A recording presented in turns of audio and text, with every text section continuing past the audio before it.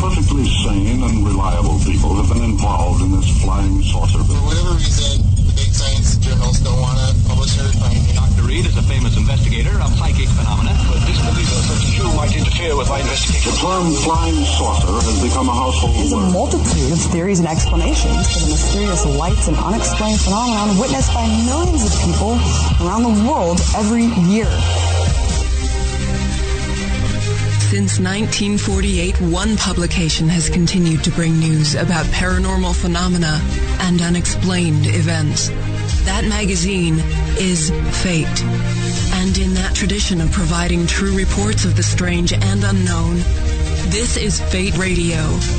And now, coming to you live from WGOG Digital Broadcasting, your host of Fate Radio, Todd Bates.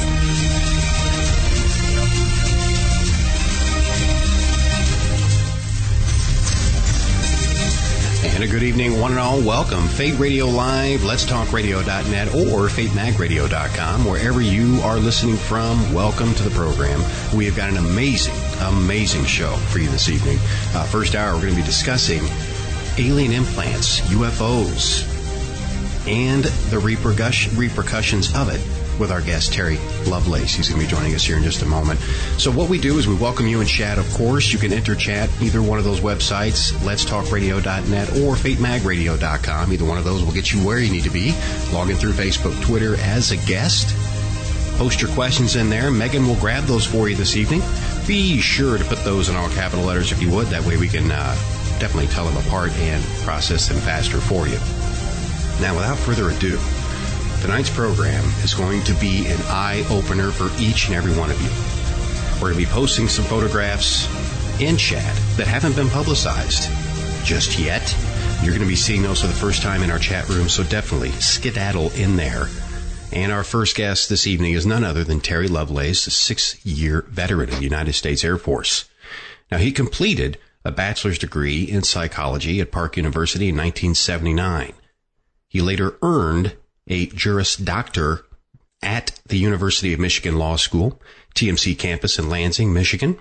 He passed the Michigan bar exam on his first attempt. First attempt, folks. His legal career began in private practice, handling a variety of civilian litigation and criminal defense cases. He entered public service as an assistant attorney general and later as general counsel for LBJ Tropical Medical Center in U.S. territory of the American Samoa.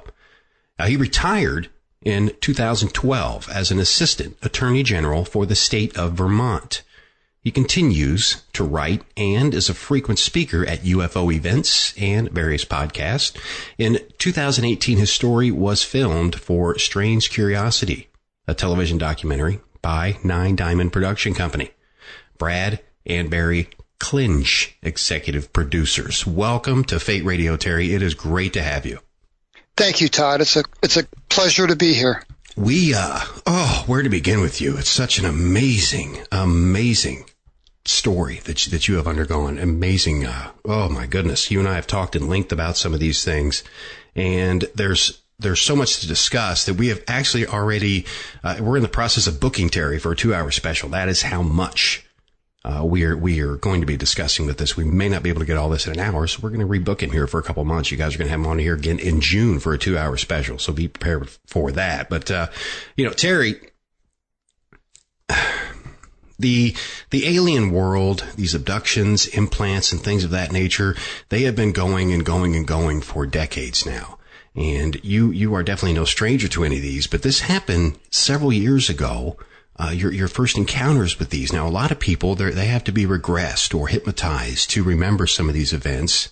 And you remember some of these events pretty vividly as well. And this all started as a child. Do you care to tell us about that? Sure. My first interaction with alien beings, I believe, was when I was about 8 years old, living in St. Louis, Missouri. And I would have these 4 little monkeys come into my room at night.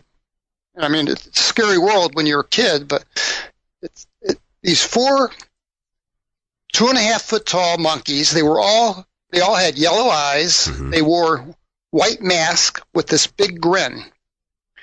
And they would come out of the shadows and kind of form a semicircle around my bed. The one closest to my head always stepped forward and looked at me and spoke, but his lips never moved. And he'd say, "Come on, Terry, come on with us. Let's go play."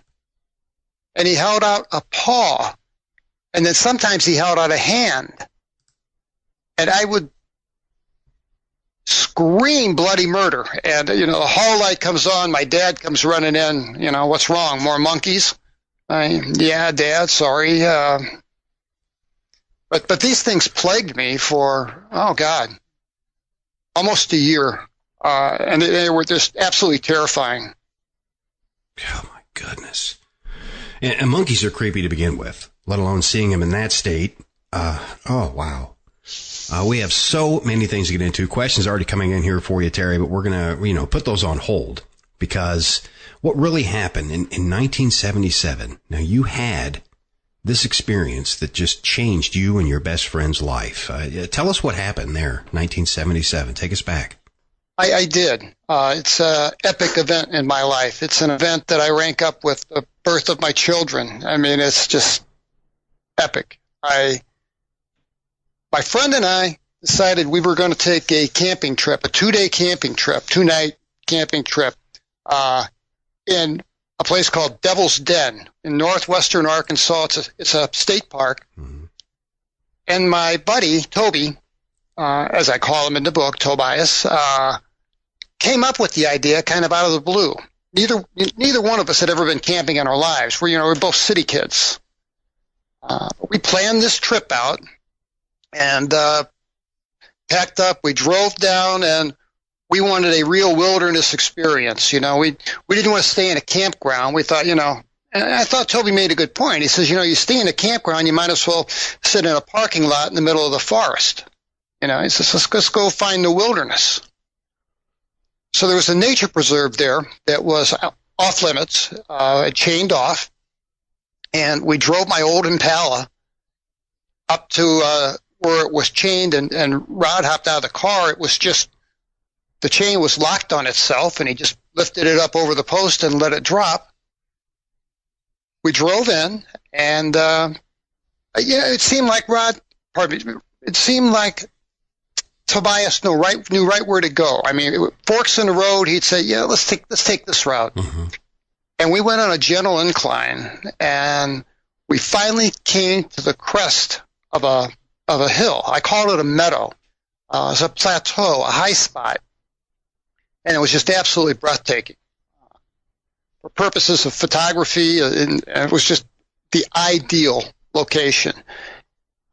And we set up camp there on the edge of the tree line with this big open meadow in front of us. The first thing we did was we hopped out of the car, and Tobias wanted to set up camp right away. And I'm like, no, man, I just drove, 6+ hours. I want to stretch my legs. So we grabbed a bottle of water and went for a hike. And it was odd. We came, I guess we walked probably about 5 miles. Maybe a little further as the crow flies, because it was a winding trail. Came to this nice limestone outcropping of rock with a nice canopy over the trees over the top of it. And the rock was cool and cool to the touch. It was just a pleasant place to sit down and rest. And we both sat down to rest, and the incredible thing is we both fell asleep.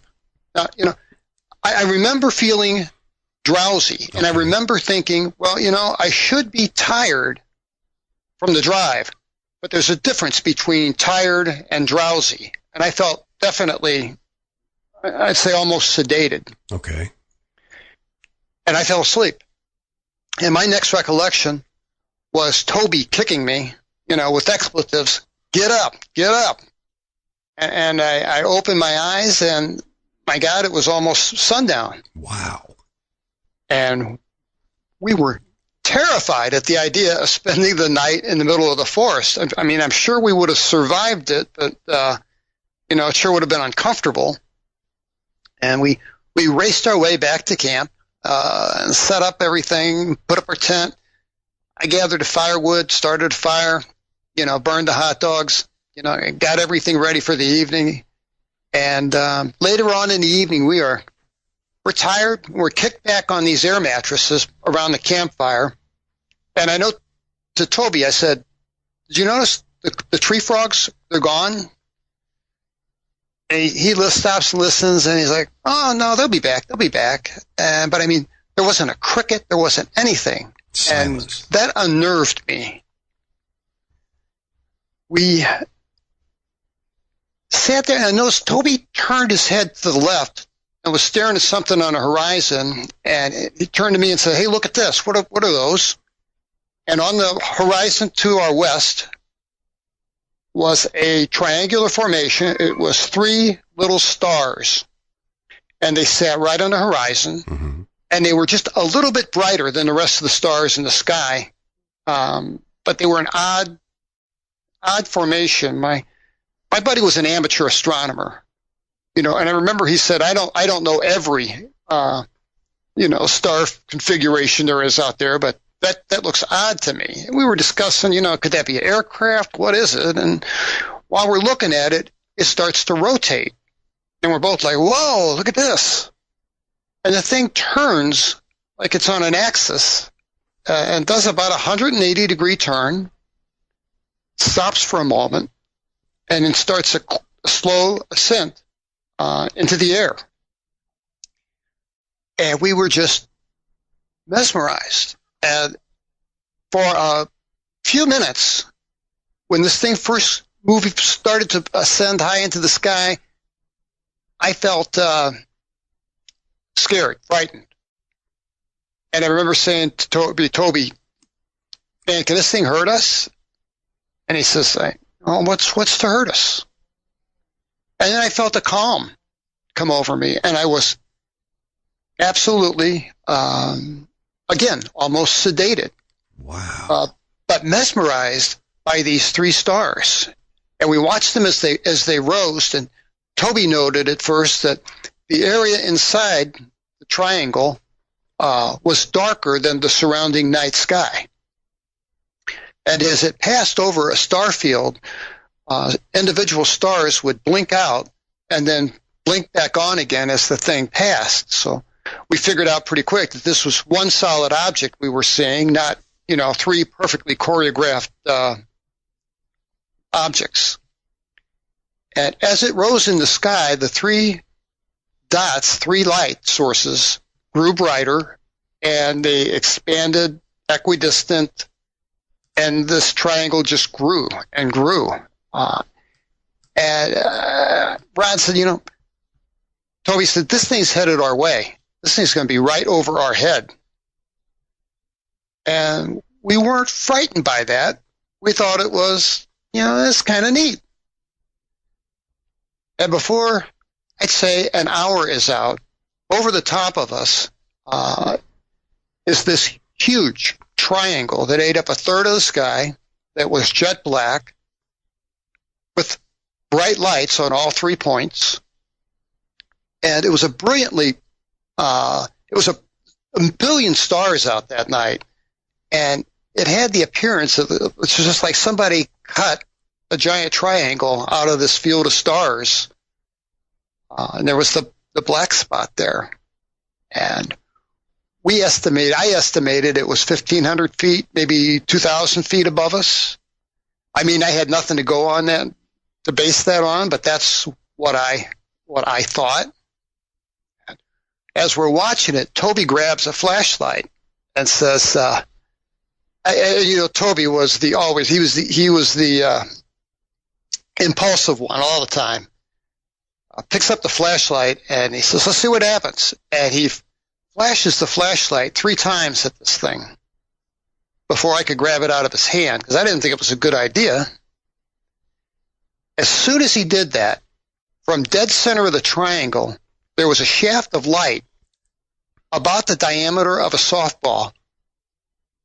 And it was a visible stream of light. It was visible like a high searchlight would be through a foggy night, that kind of thing. Right. And sat dead center of our campfire.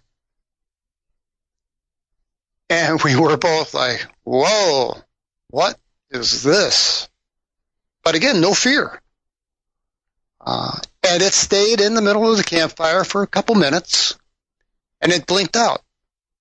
As soon as it blinked out, in its place came a laser about the diameter of a pencil, blue, violet color, very bright, and it would it would dart all over the campground. It would hit here and then click off, and then a millisecond later, it would be somewhere else. So we never actually saw it move. We saw it dance, here and then there and then here. I know it hit my chest and my head. It hit Toby more than it hit me. But it was all over the campground. This lasted 5 or 6 minutes. And it was the oddest thing. I remember Toby said, well, show's over. And I said, yeah, man, I'm beat. And we went in the tent and went to bed. It's as insane as that sounds, that's exactly what we did. And I could best describe my emotions as apathy. Okay. It was a cool thing to see, but like Toby said, show's over. I was exhausted. It was probably around midnight. I went in the tent. And the last thing I remember not hearing the crickets or the tree frogs and thinking, yeah, Toby, you were wrong about that one. And then I heard him gently snoring, and then that was it. It was lights out. I was asleep. And I estimate it to be about 3 hours later, I woke up and there were these bright lights flashing through the tent. And they were very, very bright. Yellow, orange, and white. And flashing, dancing, but just all over the place.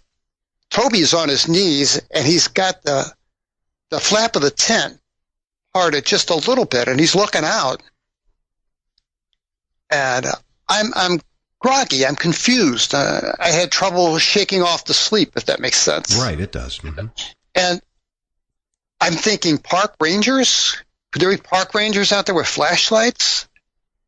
And then I heard this low droning bass sound similar to standing next to a locomotive or a big piece of machinery. It wasn't so much loud as it was you feel it in your chest. I noticed that, and I thought, maybe somebody's got a generator on the back of a truck or something. And I said, Toby, what's going on, man? He turned to me and put his finger across his lips and said, shh. And I noticed that when the light flashed, I got a glimpse of the side of his face, and I could see tears. I could see that he'd been crying. Oh, wow. And now that unnerved me a lot. I mean, Toby and I were first responders. We worked as a team. And we'd been through some dangerous situations. I knew that Toby had my back and vice versa. And I could not imagine what would move this man to tears. So I said, Toby, what is it? What's out there? And he didn't answer me. So I got on my knees, and as soon as I did, I felt like somebody had beat me. And every bone in my body ached. And my shoes that I left laced up, I left them on in purpose in case I needed to go outside in the nighttime. I'd have my boots on, and my boots were not laced up properly. And I thought that was odd. I got to my knees, and I went and kind of brushed Toby to the left and pulled the flap back and looked out the tent flap and saw this thing that we saw at the night had descended and was now about 30 feet over the floor of the meadow. And Todd, it was enormous. It ate up every square inch of that meadow. Whoa. And it was peculiar because Toby chose exactly the right place to park. it seemed like where they would have, where we wouldn't be in their way, if that makes sense. It was like synchronicity. Everything happened for a reason. My goodness. Hold that thought one moment. When we come back, we're going to talk more with Terry about this experience and a few things the aliens may have left behind inside Terry. All of that's coming up. Join us in chat. Let'sTalkRadio.net. More Fate Radio on the way. Stay tuned.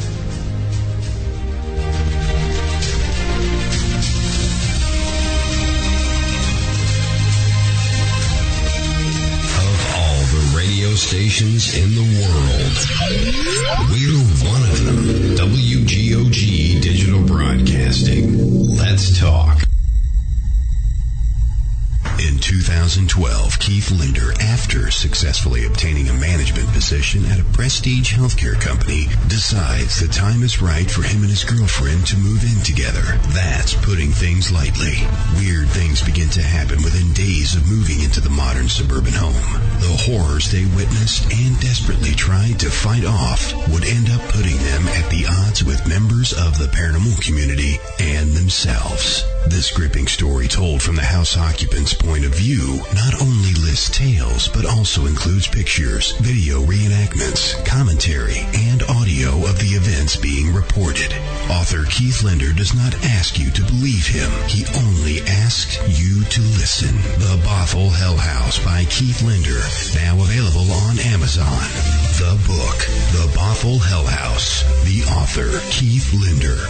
Order yours today on Amazon. There are thousands of health and beauty products on the market these days, but how many can you say are truly natural? The name says it all, and Naturally by Darla is here to humbly serve, guide, and help to heal all individuals seeking a more natural way of living. NaturallyByDarla.com provides a wide variety of products and services like essential oils, soaps, balms and salves, powerful mists, and ancient healing techniques. Curious yet? We thought so, and invite you to visit our website, naturallybydarla.com, or call 847-334-1580. That's 847-334-1580. Naturallybydarla.com. Humbly serving for over 10 years. Naturally.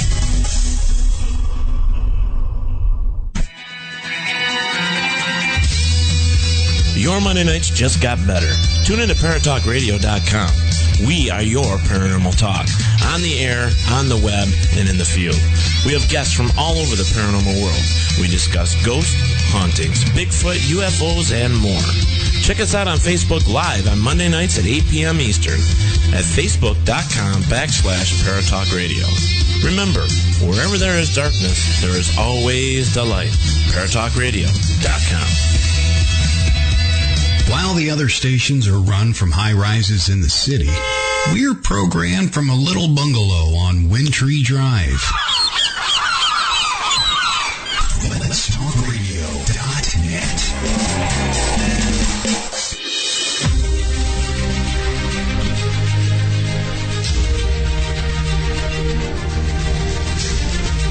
23 minutes past the hour. Fate Radio Live. Let'sTalkRadio.net. FateMagRadio.com. Either one of those locations. Get into chat right there. Log in through Facebook, Twitter, right there with your Twitter IDs, your Facebook IDs. You can register as a guest.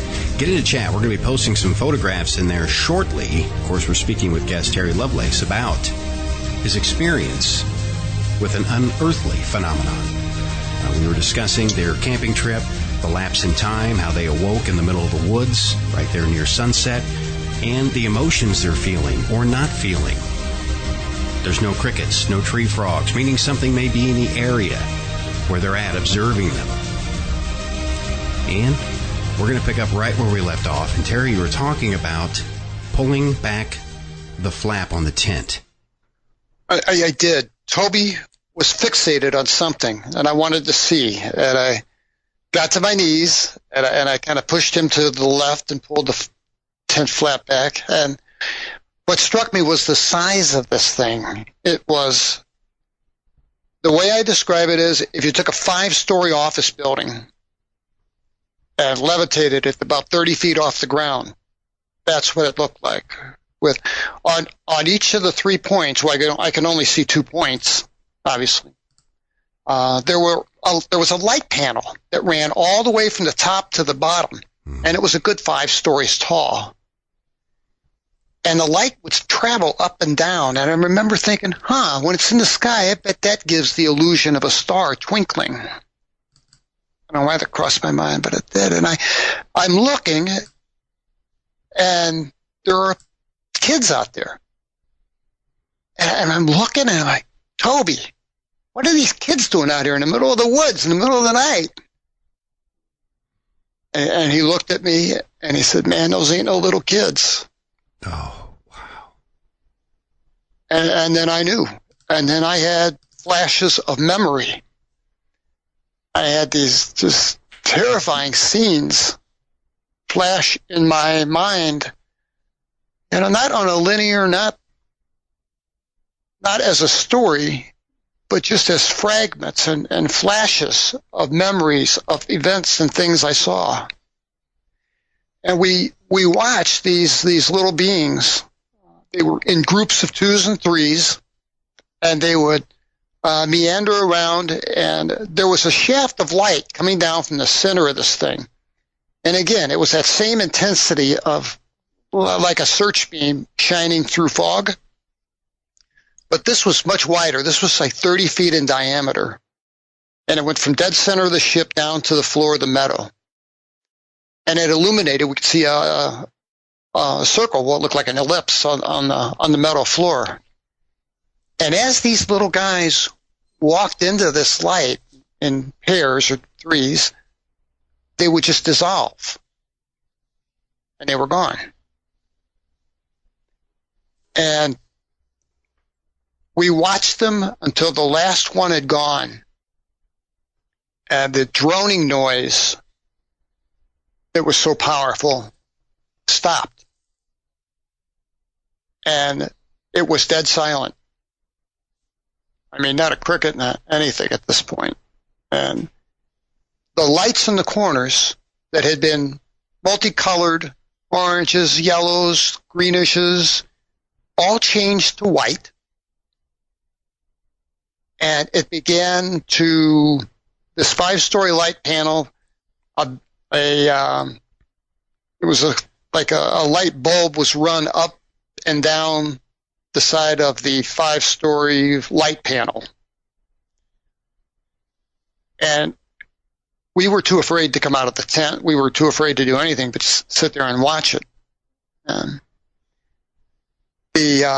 the last little guy got dissolved, the beam shut off, and the droning sound ended, and it lifted off like a hot air balloon would, very slow. Okay.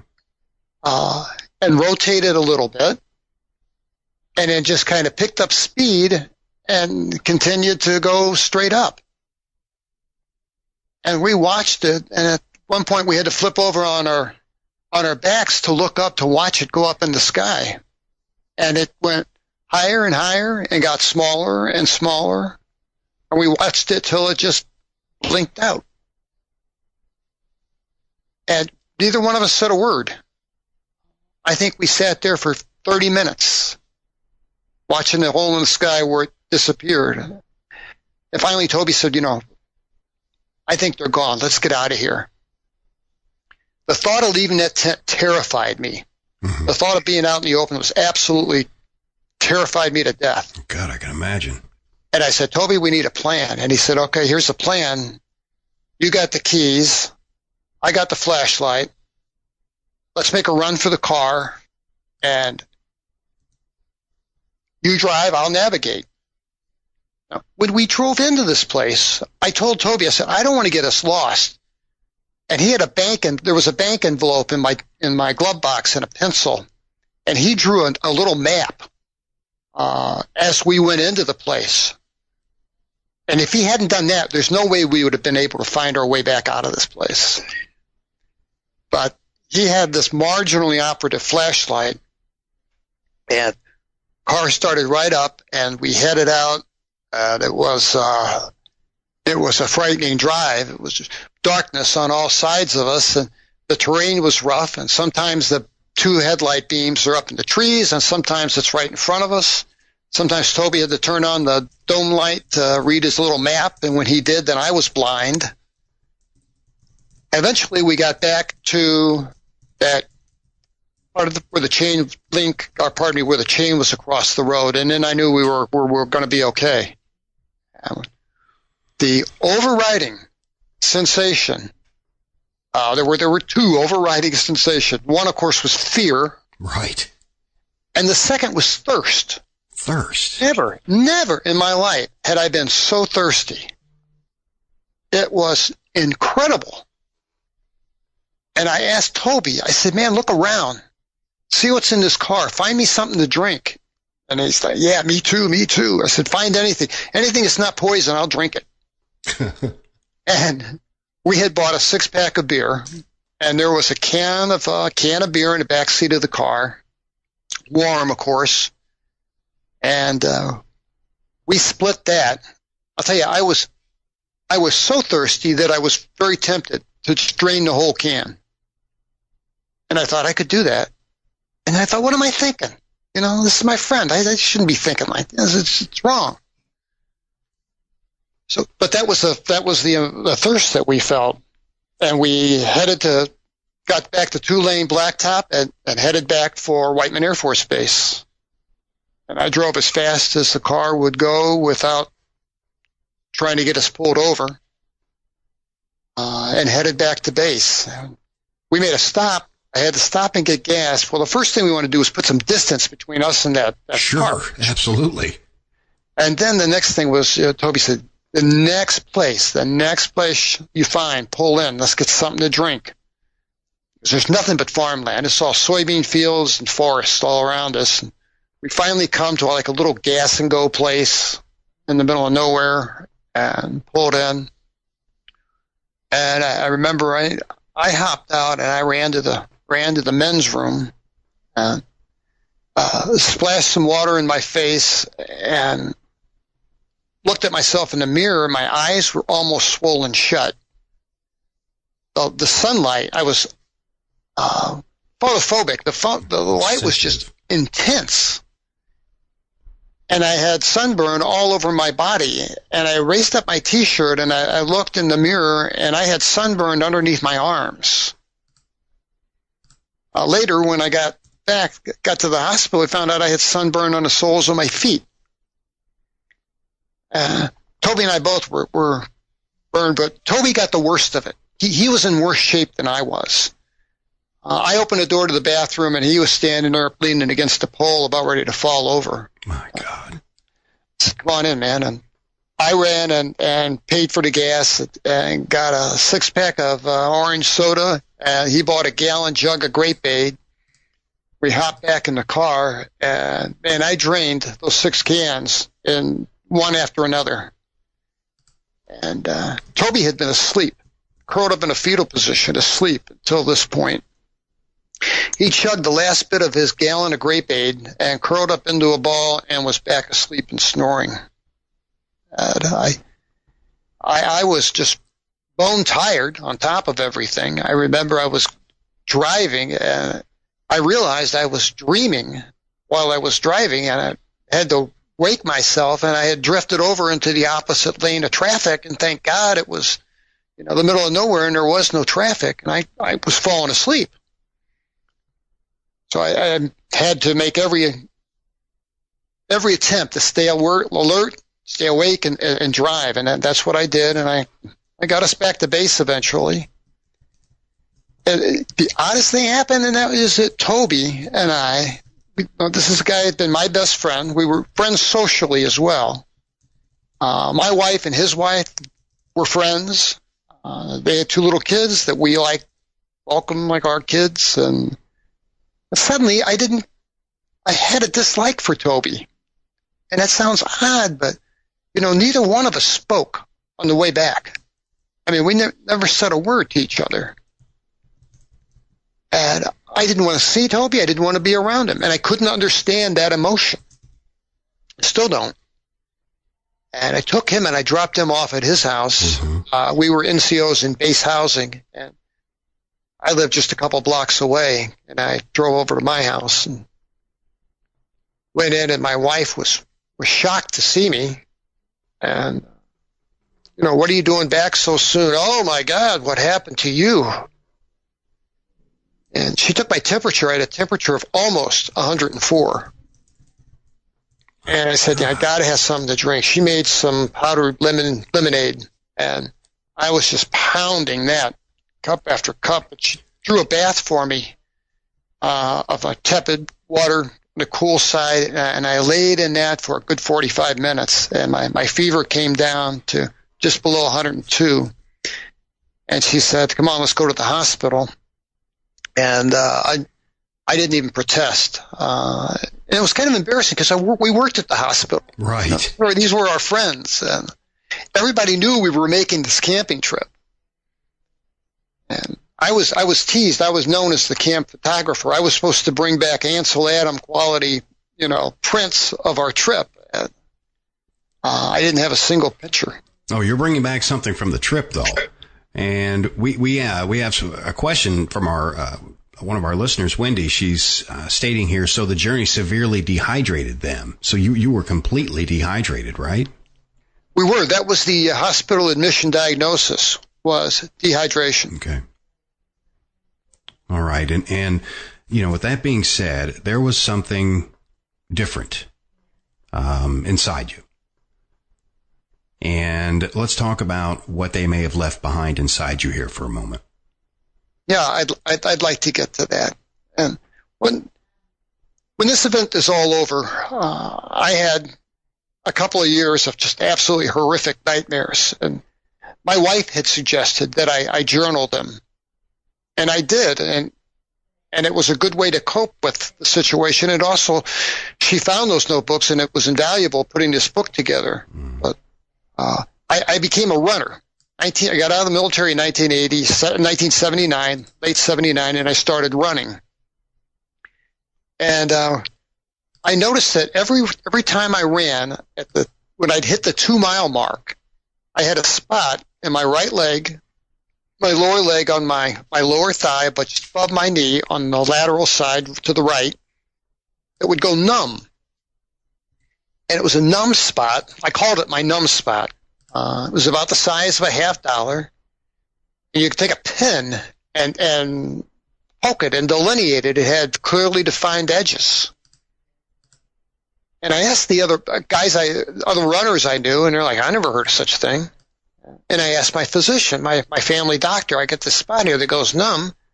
And he said, does it affect your running? Does it affect your life? I said, no, there's probably nothing to worry about.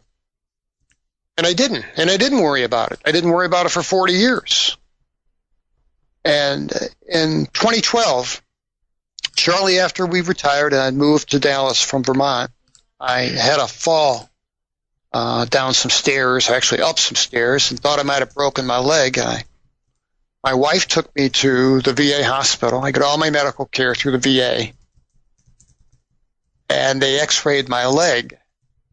And the tech looked confused. And she took 2 shots of my leg, one straight on and one from the side. And she asked me, she said, Mr. Lovelace, did you suffer a shrapnel wound or anything of the sort? And I'm like, no, I never left the States. She said, well, you've been in an automobile accident. Did you do something to account you have a piece of metal in your leg? And I told her, that's news to me. I never knew that. She ended up taking 8 shots, and she asked the radiologist to come down. And the radiologist came down and came over and popped a piece of film into the light box, walked over to me, took his finger and poked my right leg and said, it'll be right there. And I said, what? He said, your scar. You'll have a scar right there. I said, doctor, I don't have a scar. He says, you got to have a scar. This thing can't enter your leg without it breaching your skin. And even if it did so 60 years ago, there would still be a scar visible. So I took my pants back off, and he examined my leg for a good 10, 15 minutes. And he had his intern come down and bring a little handheld black light. And he said, this thing will fluoresce under a black light. And he killed the overheads and examined my knee with a black light and was just stumped. He says, I don't know. All I can think of is you were born with this thing in your knee. I said, Doctor, how often do you see a foreign object in the body without there be a corresponding scar? Right. And he said, never. I've been a radiologist for 23 years. I've never seen that happen. And that was it. So I went home, and I felt unsettled on the way home. My wife and I think we both knew, but we didn't discuss it. UFOs and what happened in 1977 was a taboo topic in our household. Sure. You know, we knew that every time we discussed it or talked about UFOs or the like, the nightmares would just roar back.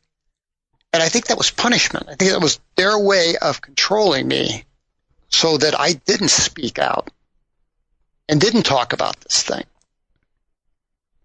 But the discovery of this thing in my leg seemed to open up a door in my mind somewhere, and all of this, the emotion, the entire scene came back in vivid color, replayed in my mind, and it was horrific. What happened when you began to speak out, when you began to go public with this? You held it silent for so long, so many years. What started to happen to you physically?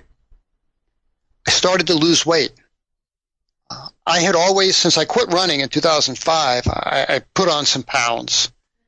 And 240 was my normal weight. I think I sent you a picture of my normal weight. And yeah, I'm posting both of those in the chat room now. Those of you in chat, you'll see those here in just a moment. Those of you who are not in chat, join us at letstalkradio.net or fatemagradio.com. You'll see the before and after of what happened to Terry when he began to speak out about this. Go ahead, Terry. Thank you. I had a slow weight loss, and I thought, well, this is great. You know, I love it. My appetite went away. I didn't have any appetite, which is very odd. Carbonated beverages, I couldn't drink. There were a lot of things that I used to like that I just had no taste for, and I continued to lose weight. And that started in 2014 when I started accumulating documents and pulling notes together to assemble this into a book. And my wife flew up to Michigan. We had a storage locker, and she was sure that we had those notebooks from 1979 through, and some from 1987. And sure enough, she found them, and my sketches and drawings were still there too. And that really ramped up the nightmares. And these were, I would wake up screaming. And I had to get up and turn every light on in the house. I kept a pistol by my bedside, had a high-power flashlight, and I would have to go from room to room, check everything out, check the doors. And of course, they were always locked. The alarm was always set. Nothing was out of place. But I could not go back to sleep until I'd got up and done this. It became like a ritual. Mm-hmm. Then I could go back and usually go back to sleep and be fine. The weight loss, I had what I believe was a visit from an alien. And this is sounds far-fetched. I know, but This is what happened and exactly the way it happened. I went to bed one evening. My wife and I had been out. We'd gone to a movie, saw something, not in the horror genre. Went to bed. I woke up. I woke up and I was sitting in my living room chair, bolt upright, and sweating. And seated directly across from me is about a 4-foot-tall Asian woman. What I thought was an Asian woman, mm-hmm. Dressed in black shoes, nursing-style black shoes, black pants, black blouse, long sleeves, came all the way down. She had long arms. And a red scarf around her neck, because her neck was pencil thin. And she had on a wig, a black wig, out of style, kind of like my sisters wore in the 60s. And this wig was on her head, and it was kind of askew. And I thought, that looks ridiculous. She said, it's exactly the way it was last time I saw you.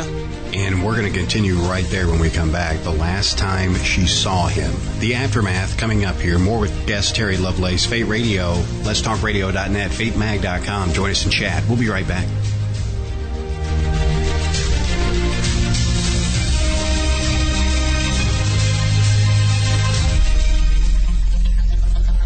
We interrupt our scheduled programming to bring you the following conspiracy theory. Humpty Dumpty was pushed. WGOG DB Clearwater. Let's talk. Since 1948, Fate magazine has delivered a one-of-a-kind reading experience covering everything from psychics, UFOs, paranormal investigations, and more. To subscribe, visit fatemag.com or call 828-702-3032. That's 828-702-3032. Subscribe and find your true reports of the strange and unknown at fatemag.com.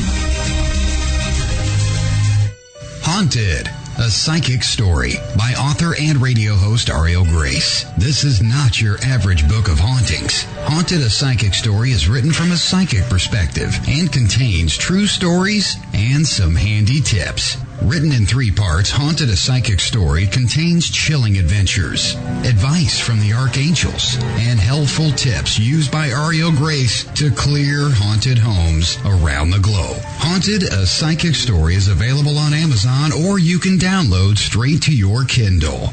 Haunted, a Psychic Story by Ariel Grace. Get your copy today.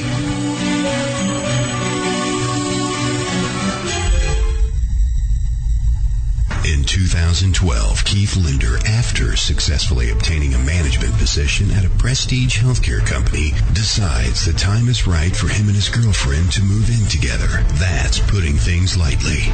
Weird things begin to happen within days of moving into the modern suburban home. The horrors they witnessed and desperately tried to fight off would end up putting them at the odds with members of the paranormal community and themselves. This gripping story, told from the house occupant's point of view, not only lists tales, but also includes pictures, video reenactments, commentary, and audio of the events being reported.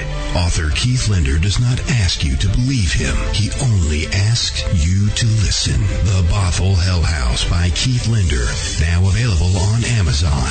The book, The Bothell Hell House. The author, Keith Linder. Order yours today on Amazon. Others say it. We prove it. WGOG Digital Broadcasting. Let's talk.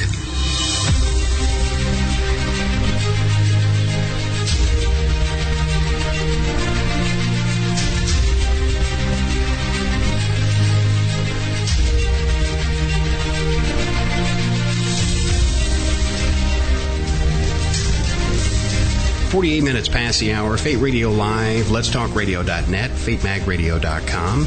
And, of course, we're speaking with Terry Lovelace. And if you have any questions, the time to post them into chat is now. We're going to try and get to those. This is a very compelling story.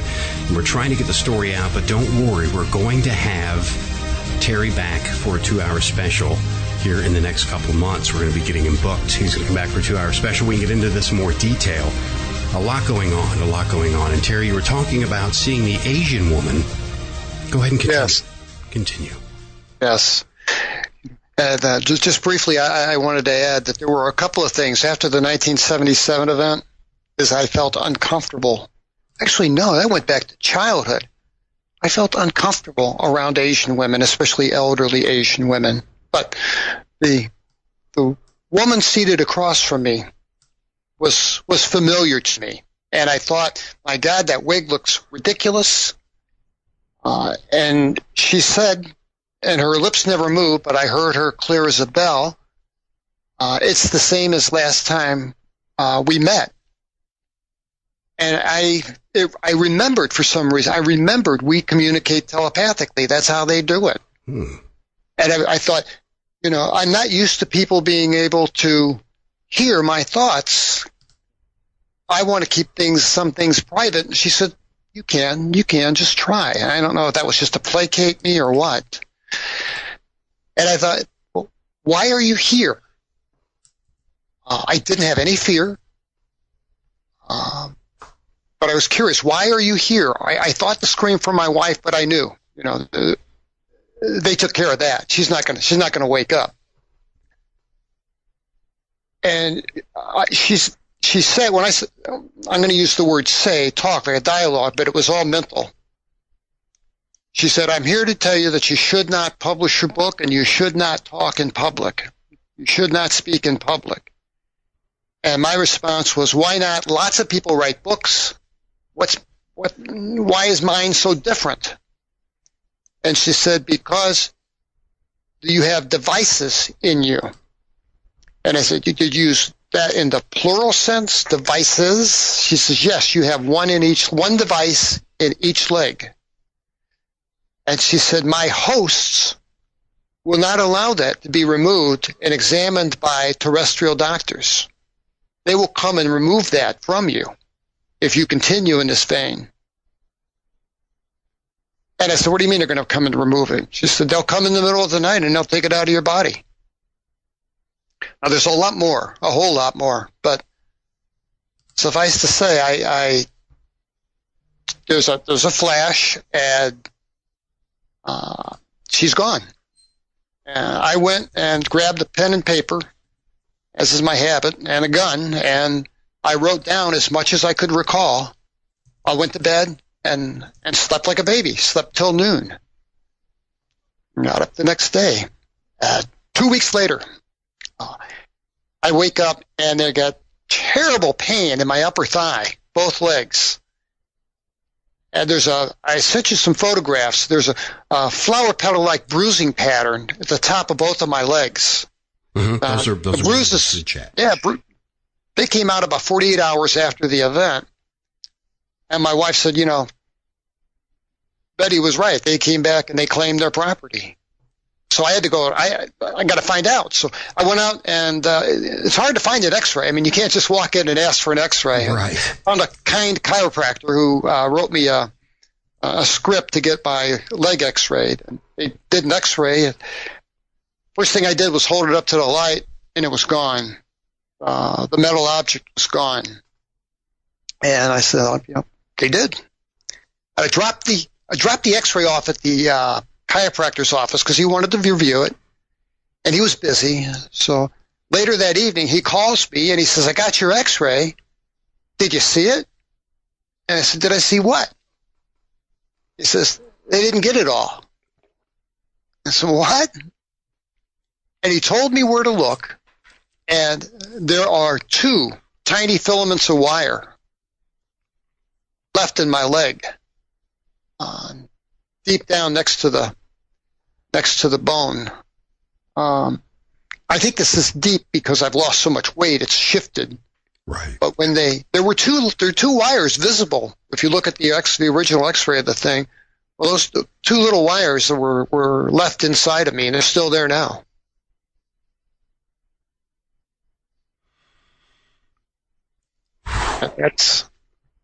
That's where we stand today. So they're still there. They may, possibly they could reconnect the device. You have no idea. Maybe that's in there for a specific reason. Like I said, they may want to reconnect it later or keep tabs on you. Perhaps it's some kind of homing beacon for you, some kind of locating device. Just amazing story. It has some really odd qualities to it, and that is that when I was taping this thing for Strange Curiosity, mm-hmm. My microphone fell off my lapel, landed in my lap, and their sound technician kind of pressed his headphones against his ears and said, shh, quiet. And he says, I'm hearing voices. And I picked up the microphone, the little microphone, and I moved it right over where the thing used to be in my leg. And it's now I hear music. And it was mariachi music. Oh, my. And he hit, my leg was broadcasting a radio station from Mexico. And they had that on film. They had that on video.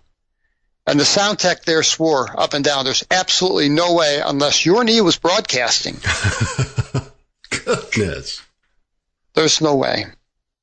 So, and the weight loss. I just want to mention that I'm down to, I think I sent you a picture. I'm down to 150 pounds. Actually, I got down to 147. And you were at 240, correct? Yeah, 240 is what I normally weighed, and I am. I'm fighting. To keep my weight on. I've been examined and for everything you could think of, and my doctors. I'm perfectly healthy. There's nothing wrong with me, except that I'm having trouble keeping weight on, and what the doctor refers to as a wasting of my muscles. I'm losing muscle mass too, and that's concerning. So it's been about a 90-pound total weight loss. My goodness. My 90 pounds. Oh, so much more to discuss with this. I mean, we run out of time. That the hour has flown by here. And like I said before, we are definitely going to get you rebooked for a 2-hour special. That is going to be coming up. We're going to get into this more in detail. And I do apologize about the questions. There were some. If we do, let's see, we can take a few minutes here to get some of these out. Kat was asking, from chat, were there any witnesses to the surgery to remove the implant? No, the implant was removed in the middle of the night in my bedroom by the aliens. By what? The little lady that came to see me, she referred to the aliens as her hosts. H-O-S-T-S. Hosts. Now, the word host, has a lot of meanings. It can mean like a symbiotic relationship, a parasitic relationship. Mm-hmm. And she said to me, you called them alien. I called them hosts. And I said, why do you call them your hosts? She says, because they're not alien to me. Wow. And I thought that was a very eloquent way of saying. Very eloquent. Goodness. And Brenda has a question here quickly. There's a lot of military air traffic flying over my house here in this part of North Georgia. Could they keep the little guys from visiting here? I don't know.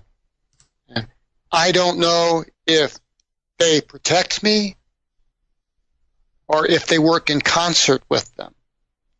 And in my book, I explain, I think there are a couple of possibilities. I think that our military could be working shoulder to shoulder with them, mm-hmm. or it could be a quid pro quo, where they give us technology and, the exchange may not be to our liking, but it may be just a trade. Technology for free license to abduct people. Or the third scenario, it's got to be one of the three, I think, is that our military can do nothing and do nothing to stop this. And all that they can do is try to mitigate fear and perpetuate the myth and try to discredit anybody that steps forward and make it a joke. Make implants and alien abduction the stuff of comedians. And I think we're programmed in some way. I would agree because this is just too. This is too convincing. This is too real. This is something people you need to understand and open up. We are definitely not alone. And Terry has braved his way through this to come forth with his information, with his experience, with all of this. And there's so much more to go. And of course, we're going to have him on for another program. But real quickly here, you've got a few minutes before we have to get our next guest on. We're going to be speaking with Rebecca Smuk next hour. We're going to be discussing some things with her as well. But tell us about your book, Incident at Devil's Den. Oh, thanks, Todd. Yeah, in 2012, late 2012, when I had the X-ray and the nightmares came roaring back, I picked up where my wife had told me to do back in 1978, 79. I started journaling these things again, and sure enough, they told a story. Each dream would end where the next one would begin, and they dovetailed together nicely. Because you're waking up screaming nightmare nicely, and it was the horrific scenes of these big, giant bug-like things manipulating my body, manipulating my lower spine, doing terrible things to me.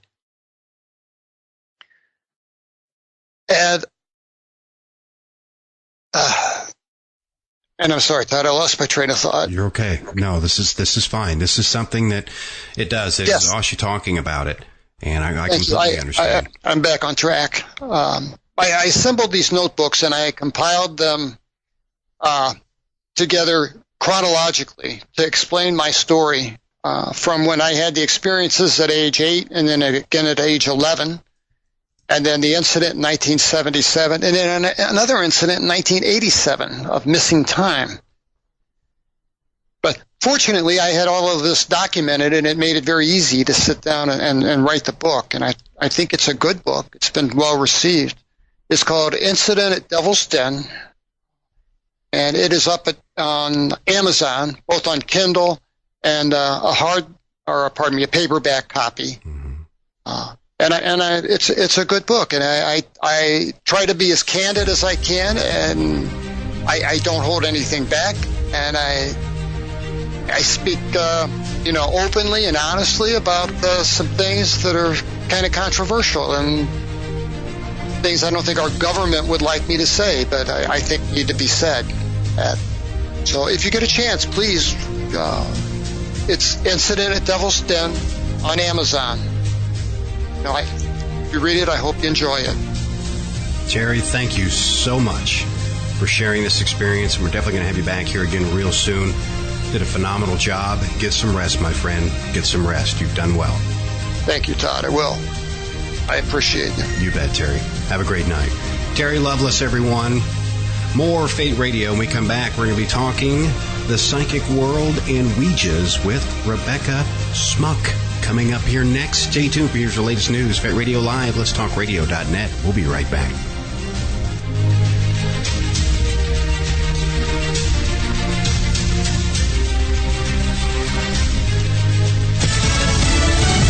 It wasn't on purpose. I'm Lisa Lacera, Fox News. The company accused of scraping up Facebook users' personal info for political purposes says it wasn't intentional. Fox's Jessica Rosenthal has more live. Lisa, Cambridge Analytica's acting CEO says they did not use the Facebook data they got in the 2016 presidential election.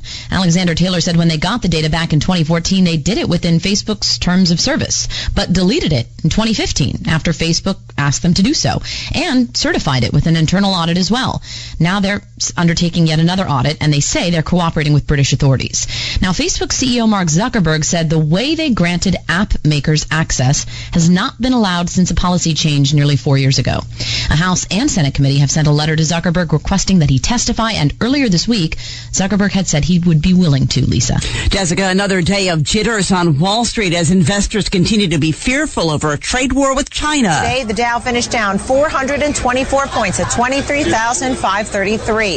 That was a loss of 1.77%. The Nasdaq down 174 points at 69.92. The S&P 500 down 55 points at 25.88. For the week, the Dow and the S&P 500 down more than 5.5% each. The Nasdaq down more than 6.5%. Nicole Pedalini's with the Fox Business Network. Students who work on the newspaper at Marjorie Stoneman Douglas High School in Parkland, Florida, took part in a forum today in Washington ahead of tomorrow's March for Our Lives to discuss gun violence. The reality is that most of the 17 people were under the age of 18. So if those kids are old enough to be in the line of fire, then we're old enough to speak out about it. Mostly students were killed at the school when police say Nicholas Cruz opened fire on Valentine's Day. Fox News, fair and balanced.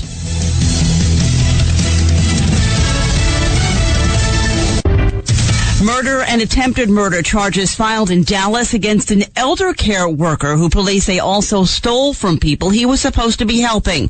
Fox's Joy Piazza has this live. Police all over the Dallas metro area are investigating Billy Chimurmer, who they believe's been attacking the elderly, and the victims could be in the hundreds. Suspect Chimurmer has worked as a healthcare worker and has a history of impersonating maintenance personnel at a retirement community in Dallas. We also have reports of the suspect posing as a maintenance worker in cases we are investigating as well. Plano Police Chief Gregory Russian. Authorities say Chimurmer would try to suffocate his victims with a pillow. He's been charged in the death of an 81-year-old in North Dallas. Police are asking the public to call them if they know of any other suspicious deaths. Lisa? Joy, the number of foreign children adopted by U.S. parents dropped by more than 12% last year, according to the State Department. The decline has now continued for 13 years. 3 people are dead after what authorities are calling a terror attack at a market in southern France. French Interior Minister Gérard Collomb says the suspect, a Moroccan-born man, is also dead. Gendarmes intervened very quickly. They made sure that there was no massacre. There are reports the man demanded the release of the only survivor of the 2015 terror attacks in Paris.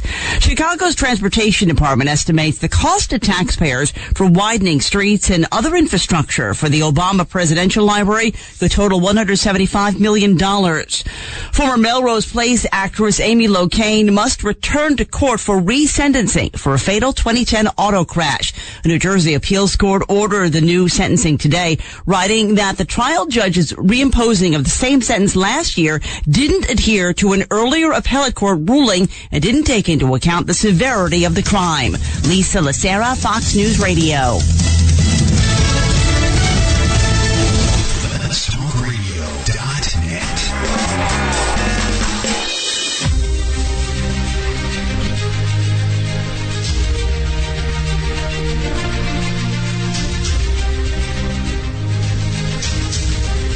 Top of the hour, Fate Radio Live. Todd Bates here. Those of you just joining us from your amazing Friday night out, welcome to the second hour.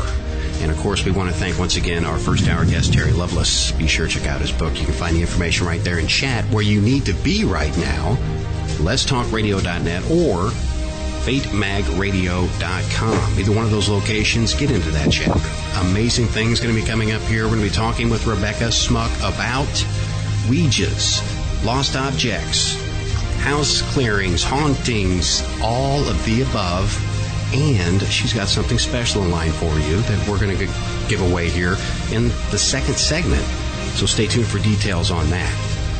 Now, without further waiting, Rebecca Smuk, the Motor City Medium. I love that. The Motor City Medium. That's got an awesome touch to it. Is an internationally renowned and respected spiritual empathic medium. She does readings to help those that need healing, insight, and closure by connecting with loved ones on the other side. She also specializes in violent or highly volatile hauntings and helps others cleanse their homes. Now, Rebecca is one of the very few mediums to use the Ouija board as a conduit during one of the readings with her clients or group seances. Now, she is also a member of GLAS Paranormal, which is a Detroit-based team. In addition to being a paranormal investigator and empathic medium, Rebecca also has been a guest on numerous radio programs and has a full schedule presenting at various paranormal conventions across the country. Welcome to Fate Radio, Rebecca. It's great to have you. Thank you. Thank you for having me. Wow. All of this that you do, all of the above, so many, I mean, some of these are eerie, some of these are going to be scary to talk about. Some people may understand this, some may not. So that's why we're here, is to get all this out, get the truth out there. But everybody has a story and what got them started in this field and developed, when did you develop your skills? Was this something as a child growing up or recently? Well, actually, it started about age 3. Wow. I started seeing spirits at age 3. What escalated it is I actually drowned when I was age 4 and was pronounced legally dead for 2 minutes, came back. And after that, things escalated even more. I had another near-death experience when I was 19, when I was in a motorcycle accident, which increase my abilities. So, yes, since I was a small child, I have been seeing apparitions, trying to explain this to the people around me, telling my mom, there's people walking in our house. And she goes, "Oh, you're dreaming. Go back to sleep." I'm like, "I'm obviously awake. I'm standing here." But, I went through that, and my mother telling me as I was little, "Don't tell anybody, they'll put you in a cuckoo house." So, I grew up, keeping all this to myself until I, got older. And then I finally said, this is who I am and a part of who I am, and I'm just not going to hide it anymore. And that's how I got started in the paranormal. So did you always know you had the ability? I mean, is this something you kind of carried along, or you just had to polish it growing up, or? Yeah, well, as I grew up, like I said, when I was like probably 3 or 4, I never got any sleep because I had dead people locked alongside my door. I would have this white apparition that I saw quite often. It was solid white, kind of almost glowing, and it would walk from outside the house, through my bedroom, down the hallway, and out the other side of the house. And I saw it quite often, and I would get up and follow it. I go tell my mom, the white man is back, and she says, again, she'd say, "You're sleeping, go back to bed." So, and I had these sorts of, incidences my entire life. Some of them are pretty scary. I spent a year and a half living in a house that was haunted. And because of too much rising us, so we had to move out of there. And that's, when I was in my 30s, so early 30s. So it's been, pretty much since I'm old, since I've been old enough to remember that I've been experiencing these things. Okay, let's get into something different here.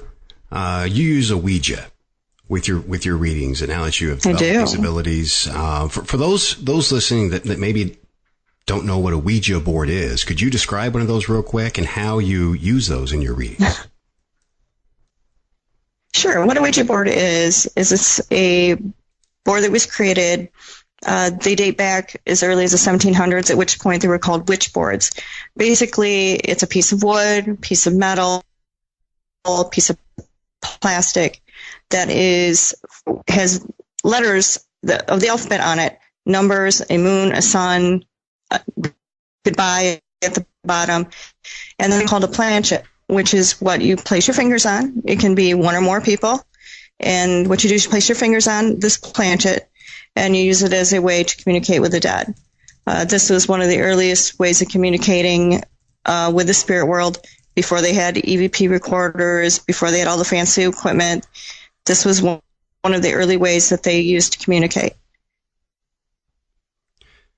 Now, with that, using the Ouija, do you find it that they just come through easier? Are they more accurate that way? Or is that just how you see them?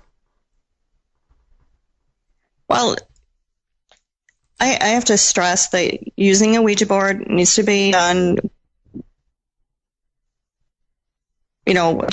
usually with somebody. The first couple times you do it with someone that knows exactly what they're doing, because, like any paranormal equipment, there's risks involved. So you got to make sure you know what you're doing. This is the best way that they come through for me. And when I connect with a client, it's the best way for me to get information. Sometimes it'll be as simple as us both placing our fingers on the Ouija board, and then they will just start talking to me, whoever the person they're trying to contact is. Sometimes the planchet doesn't even move. Other times it goes crazy all over the board. It depends on the person that they're trying to reach out to, if they're going to use the planchet or just, use the board as a conduit to connect me and the other person that I'm doing the reading for. Okay. And it was breaking up a little bit there, but did you say that when you're using the Ouija with these readings, are you using it with someone else, or is it just you touching the planchette? No, the other person touches it as well, and that creates a connection between myself, the client, the board, and the spirits that they're trying to contact. So what is the big misconception here? Now, the Ouija has been around for forever. since I could remember. The misconceptions behind it, attracting lower end media or spirits and things and lower end entities, demons. Is this true, Rebecca? Is this really true? Or is it just a bunch of crap? Well, the Ouija board was picked up by Hasbro in the early 1970s. It was created as a game. Now, keep in mind, the concept of the Ouija board was created back in the 1700s and patented, but Hasbro bought that patent in the late 60s, started producing it in the early 70s as a game for children. If you remember, there was, every teenage girl sleepover had Ouija boards. They were fun. They were considered a game. And, as Hollywood started to find out about the Ouija boards, they made them more and more menacing. They started making movies about demons coming through. And there's a demon called Zuzu, which people swear that is a demon that they can contact through the Ouija board that's specific to the Ouija board. The movie The Exorcist was Linda Blair. In the original story, the young man, because actually it was a boy this happened to, used a Ouija board to try to contact his aunt that had passed, and that's how he contacted supposedly the demon that possessed him. There's probably 30, 40 movies about the Ouija board, and none of them are a good experience. They're all about, possession or bringing something into your life that's bad. I think there was even a Ouija board in, Paranormal Activity. I think there was a board in that one. Right. So, every movie that a board is connected to leaves people, with a feeling of fear. So automatically they're going to be afraid of these things. I get probably at least 2 or 3 calls a week about people that have a Ouija board that they, were playing with, and they're telling me, they've got activity in their house now, things are flying around, seeing, and, I try to explain to people, if you're going to use a Ouija board, make sure that you follow the rules. That's, there are rules for using it. There's ways to open a portal, because basically when you use a Ouija board, you are opening a portal to the other side. Mm-hmm. And if you don't close it properly and you leave it open, you can open yourself up, supposedly to something that you don't really want around. That's the theory. I have never, in all my years of using Ouija board, had anything bad come through. Good. That's definitely nice to know. We've got a question here from chat. Wendy's asking, is there a difference between a Ouija board and a talking board? Nope. They're exactly the same thing. It's just another name for it. Okay. They work the exact same way. Technically, you could make a Ouija board out of anything. I mean, if you wanted to just sit down at your dining room table with a piece of chalk and draw the pattern on your table and then use a glass upside down, that could be a Ouija board or a talking board. Wow. I don't recommend that, by the way, but you could technically do that. Because it's safer to have all the symbols and things on there, correct? Have it designed the way it's designed. Yeah. Is that the way it properly opens and closes? Right. Every symbol on there has a meaning and is a way for them to communicate. But you could technically copy it onto anything and use it that way, but I don't suggest that. But it's possible to do that. Please don't get your shot glass and empty Jack Daniels bottle, folks, and put that in the center of the table and write the alphabet. That's not what she's saying. Okay. No. I'm not suggesting you do that. I'm just saying that I have had people do that, and then actually it's like a giant Ouija board they created on their dining room table. I don't recommend that, but I'm just saying that there's many different ways to create a Ouija board. The best way to do it is to buy one that's made professionally. But you could technically do that, but don't. Right.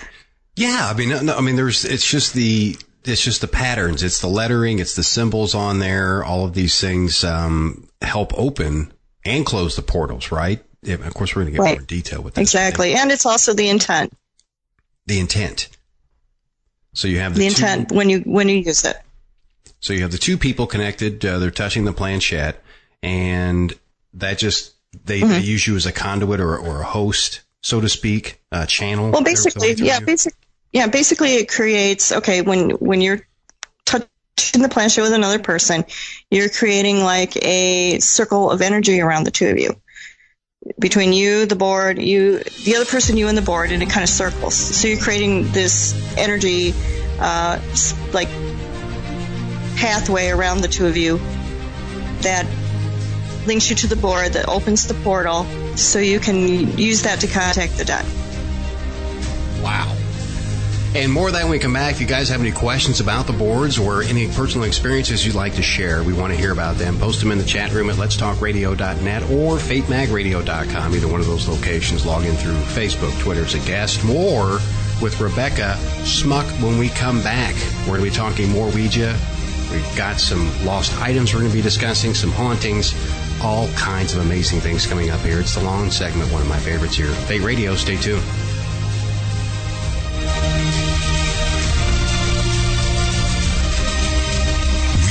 For station identification.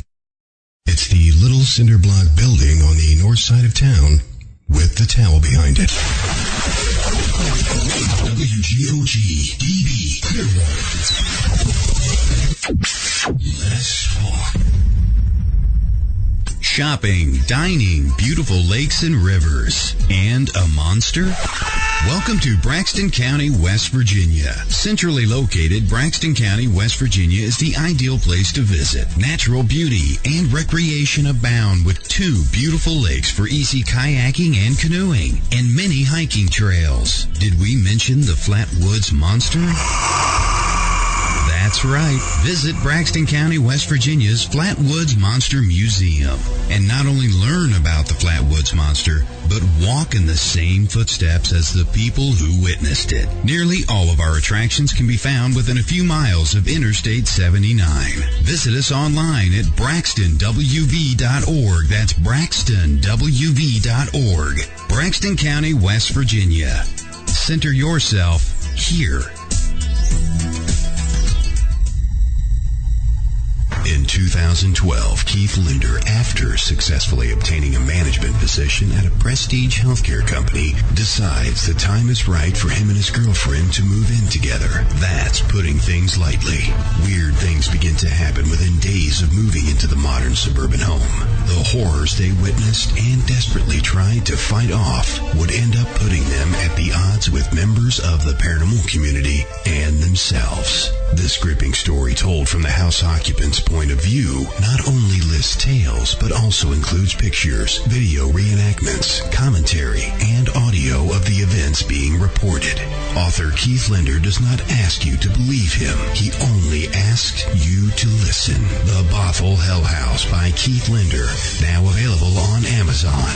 The book, The Bothell Hell House. The author, Keith Linder. Order yours today on Amazon. Nothing feels better than a good cleanse to wash away the day. If you think that refreshes you, then experience the ultimate cleanse with Soaps by Susan. Cleansing Spiritually LLC uses only pharmaceutical-grade essential oils, all-natural shea butter, coconut oils, and vitamin E, and tailored toward the ultimate cleanse. Susan uses a skin-safe fragrance with an aroma that brings a smile to your face and takes you to that happy place within. Each bar is handcrafted and custom to order, so it not only cleanses the soul, but also matches your room's decor. Cleansing Spiritually soap makes great gifts, or you can just indulge yourself for a spiritual cleansing you'll never forget. You want some now, don't you? We thought so. Contact Susan Todd to place your custom order at facebook.com/spiritually. Don't settle for clean. Get spiritually clean at facebook.com/spiritually. Haunted, A Psychic Story by author and radio host Ariel Grace. This is not your average book of hauntings. Haunted: A Psychic Story is written from a psychic perspective and contains true stories and some handy tips. Written in 3 parts, Haunted: A Psychic Story contains chilling adventures, advice from the archangels, and helpful tips used by Ariel Grace to clear haunted homes around the globe. Haunted: A Psychic Story is available on Amazon, or you can download straight to your Kindle. Haunted: A Psychic Story by Ariel Grace. Get your copy today. The weather outside is cold, but we're smoking hot. Hot damn. WGOG DB Clearwater. Let's talk.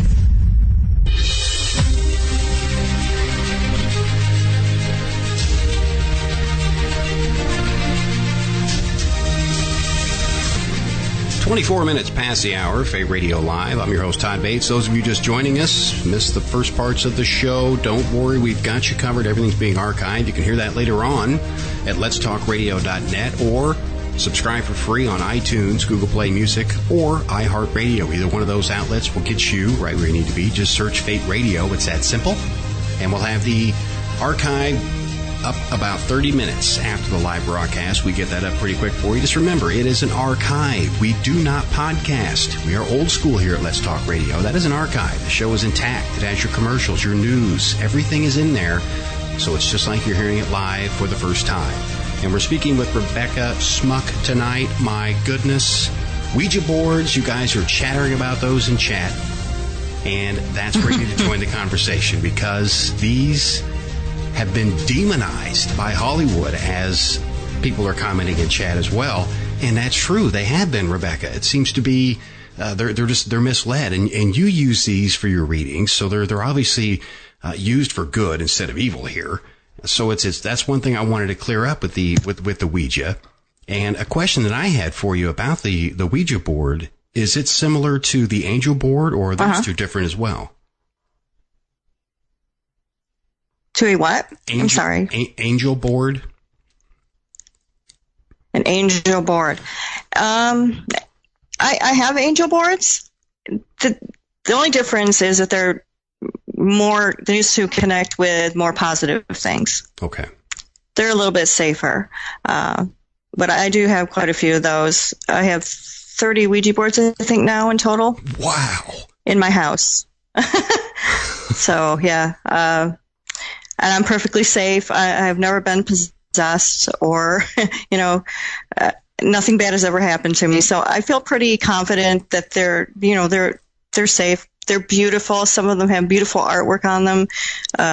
Some of them are, as old as the 1700s, one of them that I have. Mm-hmm. And the artwork on some of them is really gorgeous. I mean, if you want to bring one into your home and you don't want to use it, frame it. Use it for the artwork. Some of them are really beautiful.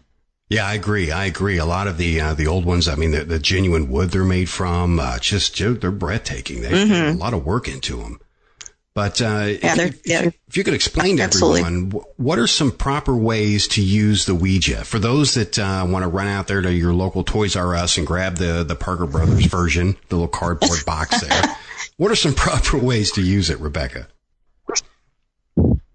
Well, they actually have one out right now that's pink, if you want to go pink. There's one in Toys R Us that's pink in color. Oh, my. Yeah, and it's really pretty. And I think it has, like, Barbie symbols on it. But, I mean, if you're into that sort of thing. What I suggest to everybody, and when I do my lectures, I offer the same advice.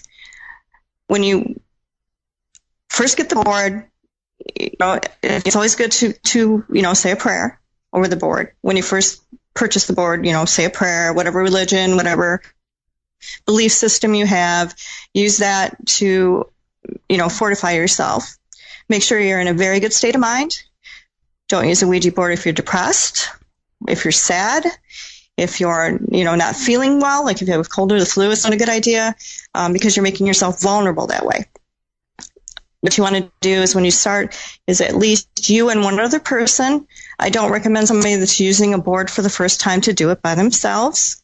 You should have somebody with you that makes you, less vulnerable. When you start the board, you and the other person put your fingers on the planchette. You thank the spirit world for coming into contact with you, and you make sure you have a certain goal in mind, a certain person you want to contact. Because the thing is, when you contact the other side, especially through a Ouija board, everything can hear you. Not just your Grandma Jane, everything. Everything that's over there hears what you're asking. So make sure that you're limiting that down to exactly who you want to talk to or an exact question that you want answered. Once you're using the Ouija board, make sure, again, that you're saying, using very specific questions, that you're not asking for is anything bad in my house. Don't invite that into your own life. Trust me. Make sure that you're, again, positive. Only the people that your past loved ones, if you're not sure what you're doing, or if you haven't used a Ouija board before, don't invite trouble into your house. Once you're done with the board, you have to make sure that you close the portal, because it'll stay open if you don't. And then, it's like opening your door, the front door of your house, and unlocking it and telling anybody in the street, come on in. You're welcome. I'm not locking you out. So what you do is you thank, again, the spirits for communicating with you. You take the planchette without removing your fingers until you get to the word goodbye. Again, if you remove your fingers before you close the portal, there's a possibility it will stay open. So never take your fingers off. At least one person has to leave their fingers on until the board is closed. Okay. And these, let's say someone's using them for the first time and these rules were disregarded and all hell broke loose in their home. You also cleanse homes. How does this now? This is something. Yes. This isn't something where you go in there with your cleaning supplies and things of that nature. You don't scrub it to death. This is something that has a lot more detail involved with it. What's this about clearing homes and cleansing them, and how do you do this, Rebecca? Well, I have done this countless times. I get contacted that someone's having activity in their home. I do consultations with other paranormal teams, other mediums that, they get a case that they just can't handle because, things are too intense or too volatile or the people are too afraid. So they contact me.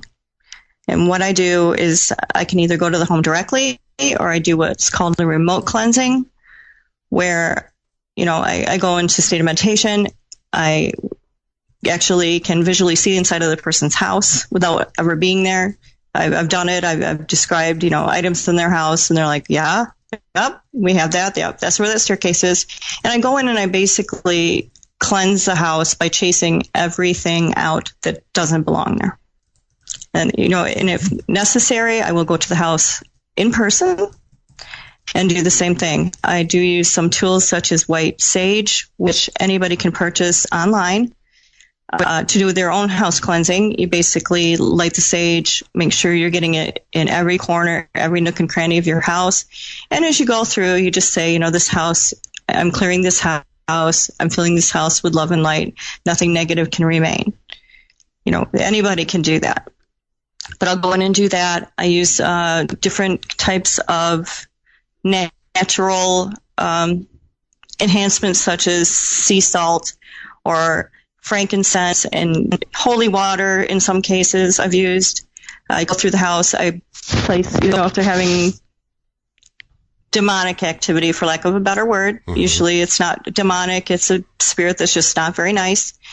But I have used holy water in those instances where I could cross over every window and every door in the house and work my way from the back to the front. Make sure that they have a door or a window open so the spirits have, a way to get out, at least a symbolic way to get out.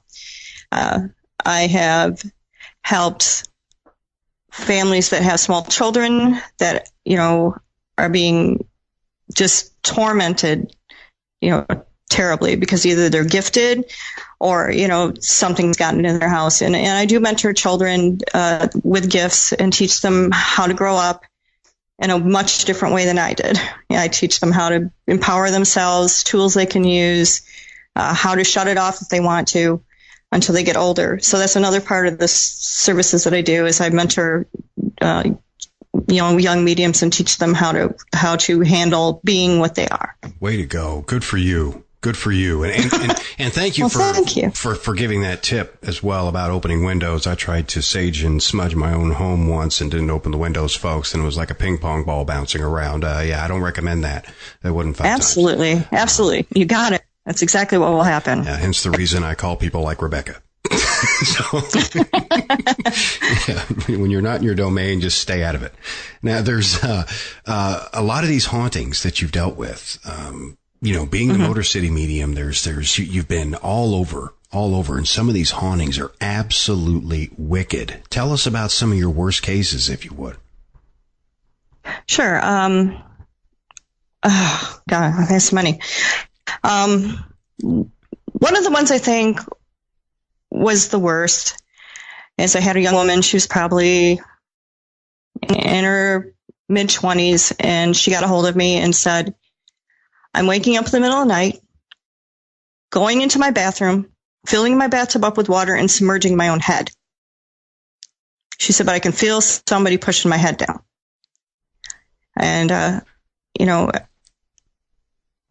God. That was, terrifying to me because, she came close to almost drowning a couple times. Now, of course, I suggested to her, as I do with all my clients, you should go in and have a mental evaluation just to make sure you're okay. Mm-hmm. It's not that I think you're crazy, but let's make sure that you're mentally okay, because I don't want to make someone's mental problem worse by suggesting that something paranormal is happening to them. So, I check to make sure they're on any medications, they're not being treated by a psychiatrist. And once all that's cleared and I understand that they're, just really having paranormal activity, then I continue with the case. But this young woman, she had decided that she was going to be a witch. Oh, boy.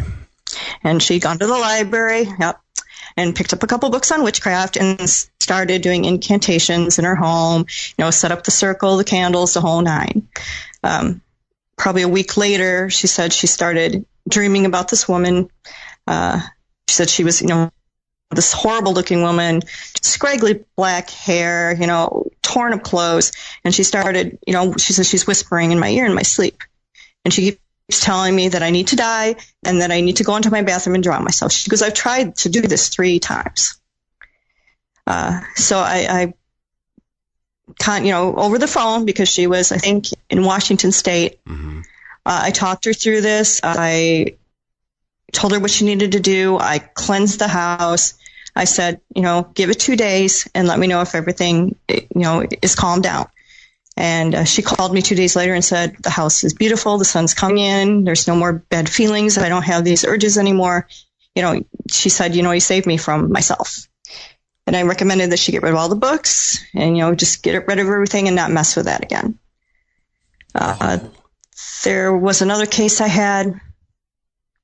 I got called in on it was a paranormal team, and they didn't believe in mediums. They didn't think it was such a thing, and they wanted to test me. Oh, boy. Oh, no.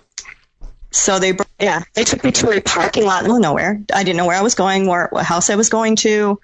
And as I'm talking to them, I said, there's 2 separate houses. And they're just like, we can't tell you anything.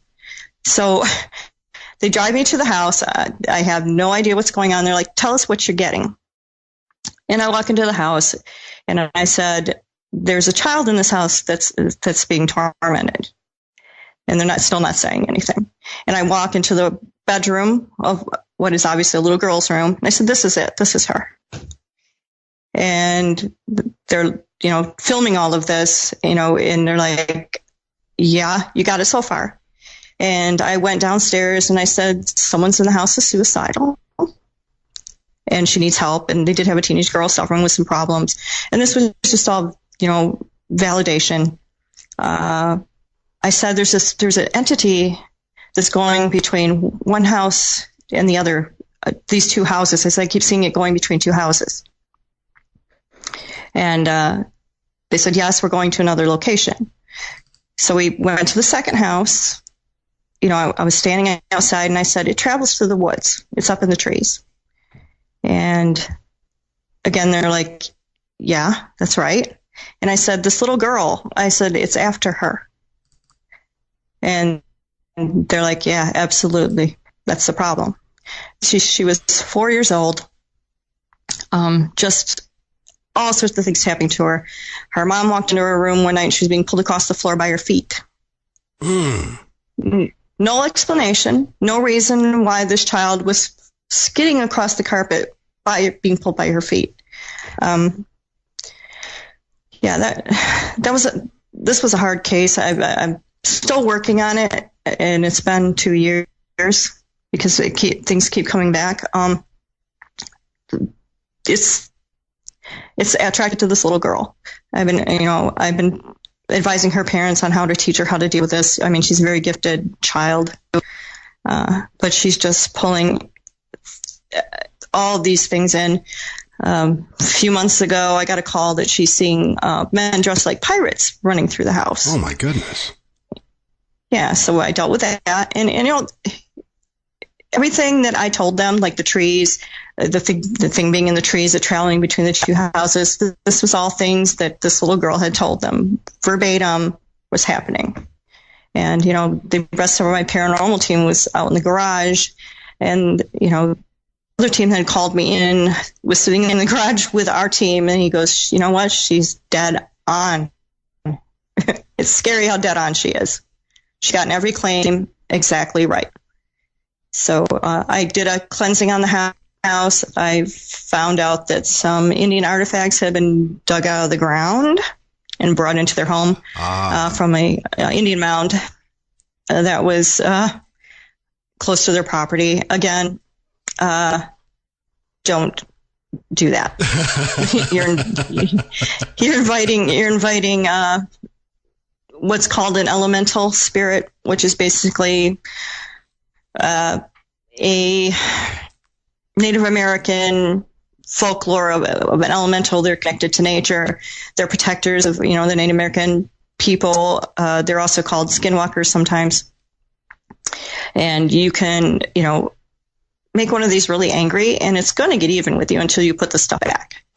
So I did suggest that they put that back, and I'm hoping things will calm down for them.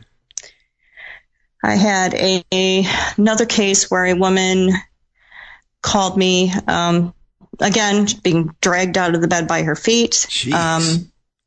This one was kind of odd because she said, I have worms crawling out of my skin.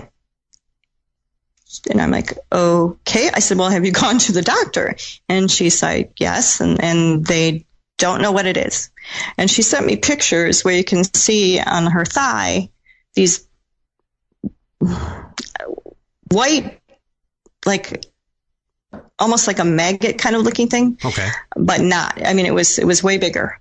And they're coming out of her skin. Oh. She stated that she felt that she had been abducted. Okay. By aliens. That was another case that I did. Finally got that one settled down. Cleansed the house. She had these things crawling on her floor. What in the world? Yeah. And, she would send me pictures. Here's one. It's coming out of the bathroom. And I'm like, huh. And, I couldn't really figure out what that was connected to, but she said that she felt she'd been abducted by aliens. So, that was a completely different thing for me. Still paranormal, but completely different. Right. But I managed to help her settle things down. And I haven't heard from her since, so I'm assuming everything's okay. And, those are some of the cases I've worked on. There's many, many others that I've done. These are just, those are wicked. Those are wicked. I mean, they range from such totally different intensities, involving children, which I think all of us will agree that children are a lot more open and susceptible to this kind of activity, like her being drug around. They absolutely are. By her legs. My goodness, that'd be horrifying to watch. Not yeah. Especially being the child. I mean, she just doesn't imagine or doesn't understand what's going on. Oh, my. We are going to skip off here to our final break of the evening, and when we come back, more with Rebecca. We're going to talk about some missing person cases, and she's going to tell us how she can be contacted as well. And she's also graciously given away half a reading. And I've got a little test for you fine folks there in chat. And the person that gets that answer correct first wins that half reading. She's going to tell us about that when we come back as well. More Fate Radio when we come back. Stay tuned.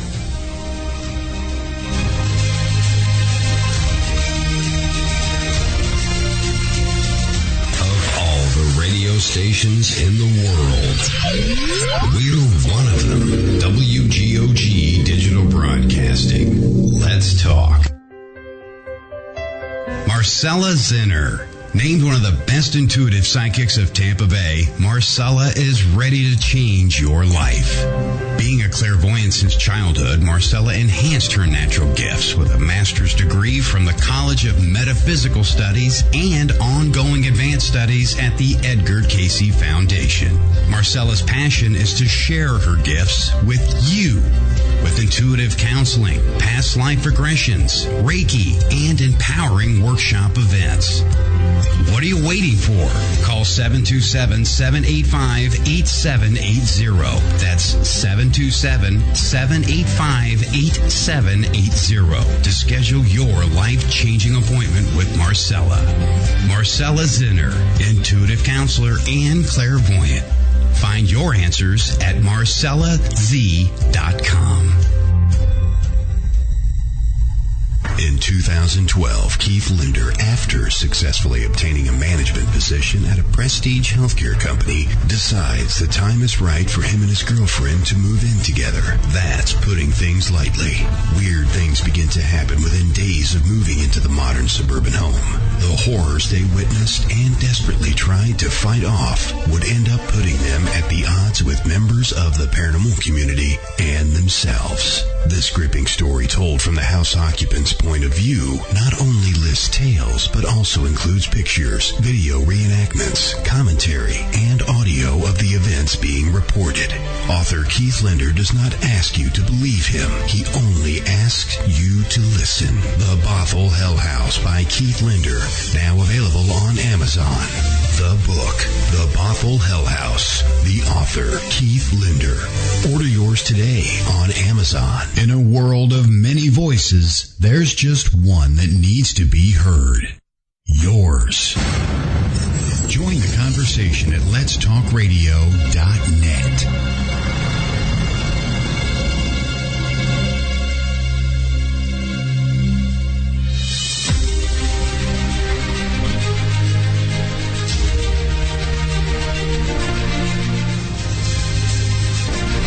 47 minutes past the hour. Fate Radio. Those of you just joining us from your Friday night out, welcome to the final segment of the program. And don't worry, we've got everything archived for you. You can find those later on about 30 minutes after this live broadcast at letstalkradio.net.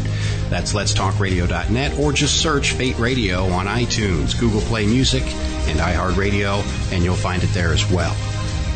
Now, we are speaking with the Motor City medium, Rebecca Smuk, and we are talking about Ouija's, ghosts, some of her most horrific cases she's been on, and my goodness, what a program it has been. So definitely want to tune into the archive if you missed any portion of tonight's show. And I just posted the question in the chat room. The first person to answer that correctly is going to win a half reading, $50 value from Rebecca. That is amazing. That is amazing. And she's going to be touching on those as well. I mean, you guys have heard how accurate she is and how she uses the Ouija. A very unique reading this is going to be, and the cases she's been through. So she's not she didn't just wake up yesterday and say, I'm going to be a psychic today. That's not the case. This is something that has been extensive. She's experienced and definitely can be trustworthy. because she's giving you all kinds of tips and techniques on what not to do with the Ouija, how the Ouija was demonized by Hollywood, but yet it's not. It can be used for good if you use it correctly. So many tips that you've given everybody tonight, Rebecca, so thank you for that. My goodness. Oh, you're welcome. I want people to be safe first and foremost. Safe is good. Safe is good. We don't want any ping pong balls bouncing around people's houses. That's not a good thing. No. Now we don't want to make the things trapped and mad. Yeah, they can't get out. We have just a few minutes left, and I want to touch on missing person cases. Now, some of these, what are some that stick out in your mind, and how do you do the missing person case? Do you use a Ouija with that as well? No, I use what's called remote viewing, or this basically, I work with local police departments. I've earned a reputation as being accurate. They're still very skeptical, but the cases that I've worked on, I've given them things that I couldn't have possibly have known. So that gives me validity. So they tend to use me as a, consult on some missing persons cases. I've handled a couple pretty well-known cases I can't really get into, but they're things that people would recognize from TV that I've worked on. I had one case where a young man disappeared. They couldn't locate him. And that was right here in Detroit. I told, the family that I saw him going into a bad area. He was doing some behaviors he probably shouldn't have been involved in. Mm-hmm. He made some of the wrong people mad. I told them where they could find his vehicle. And I told them that, and I'm sorry if this upsets anybody, but I told them where they could find his body, which was in the Detroit River. Mm. Now, this was in January. And the police are telling me there's no way. It's January. There's no way his body's under the ice. And I said, he's in the river, trust me. And they're like, okay. I got a call last spring, and they're like, you're not going to believe this. His body washed up. Because they were like, no, he's not in there. And they were looking for him everywhere else. And I said, you're not going to find him. He's in the river. And so, yeah, they called me and said, yeah, he definitely was. So that family, finally got the closure that they needed. But, yeah, I've handled a lot of missing children cases. I've handled some adult cases where people have run off and the spouse doesn't know where they are. Or, adult child that's missing that I pinpointed. I had one case where she's probably 17-year-old girl, and she'd run off with a boy she met online, and her family couldn't find her. And, they were sure she was dead. They kept telling me, no, she's dead. I said, she's not dead. She's fine. And they were convinced she was dead. And I said, you're going to find her? I said, she's in a hotel room by the water with blue benches in front of it. And I couldn't get a city. That's all I could give them. And they said that they thought they knew where that was. And they went and looked, and he called me 2 days later, and he goes, I gave up on her. I thought she was dead. And you know what? She was in the hotel with the blue benches in front of it. Wow. He's like, he goes, he was convinced 100% of his daughter was dead. Because he said, this isn't like her. She wouldn't call me. She would not call me. She would call me. She'd be in touch. And, he was very grateful because I kept telling him she's not dead. She's okay. And I'm glad that she was. Oh, my goodness. I mean, yeah, you have that anxiety as a parent, and then you just, in front of the water, the blue benches in front of it, oh, my goodness. That's accurate. That's very good. Yeah. Yeah, he called me back and he said it was exactly what you said. It had blue benches all the way in front of it. The river was on the left side, and that's where she was. She was staying with this guy in this, cheesy motel. And, he got some consequences for his actions. We'll just put it that way. But she's fine. She's back home with her family, and she's safe. Yeah, she's fine. He's walking with a severe limp, but she's good. Yeah. Dad to the rescue. No, these are amazing. These are absolutely amazing. The cases that you've done, the missing person. And do you find with working with law enforcement agencies, do they give you any guff or any slack, or they kind of welcome everything in? Tons. Yeah. It depends on the detective handling the case. At first they'll be like, yeah, they told me to try you. I don't believe in any of this. This is, make believe. I don't believe you can do this. And then, they'll give me pictures of the missing people, or, an article of clothing or something, and I'll start giving them information, and then they're like, oh, okay. There's no way she could know that. And then they're like, okay, all right, I'll give you a shot. And, we work from there, and, I don't always give people the happy ending that they want, but at least they get closure. And that's really important when someone that you love is missing. Absolutely. My goodness. It has been such a pleasure speaking with you, learning from you tonight. The audience has loved it. The winner of the half reading was Megan from Chad. And can you kind of explain to her what she's got there? Yeah, absolutely, Megan. What we'll do is I'll give you my contact information. You can contact me through Facebook. And what we'll do is go ahead and set up, and I'll give you a half-hour reading for free. Anything you want to talk about. Very nice. Very nice. Well, thank you for that. And we have just a couple minutes left in the program, and I want to turn the mic over to you. Tell folks about you, how they can contact you. If they have certain cases in your area, you do remote viewing so it can be done abroad. How do they get in touch with you? Website? The mic's yours, Rebecca. Absolutely. Thank you. I can be reached at Rebecca S. Smuk on Facebook. I have a public figure page, which is under the Motor City Medium on Facebook. I have an Instagram under Rebecca S. Smuk, and I also have a Twitter account under the Motor City Medium. Those are all ways you can contact me. Just send me a direct message through Facebook, or I do have email at rebeccasmuk@gmail.com. You can contact me under those ways, and I'd be happy to help you with any issue that you have, and I don't charge for that. Perfect. And I've got that information out there for him as well. And Rebecca, my goodness, it has been an absolute pleasure speaking with you. And the hour just went by too quick. That's the problem with radio. It did. Time flies. Time flies, but don't worry. It goes fast. We are definitely going to have you back on here again, because I want to talk about more of these cases in detail with you. Some of the things that you've done, how you work with the teams in detail in future programming coming up here. Definitely going to have you back. You're an amazing individual, and thank you for taking time out of your busy schedule to come on here tonight. It was great speaking with you. Thank you, Todd. It was great speaking with you too. Fantastic. You have a great week. Take care. You too. And there she was, Rebecca Smuk, folks, right there. And don't worry, here in about 30 minutes, we're going to have the show. Those of you coming in from your night out, you're going, oh, no, I missed it. No, you didn't. It's fine.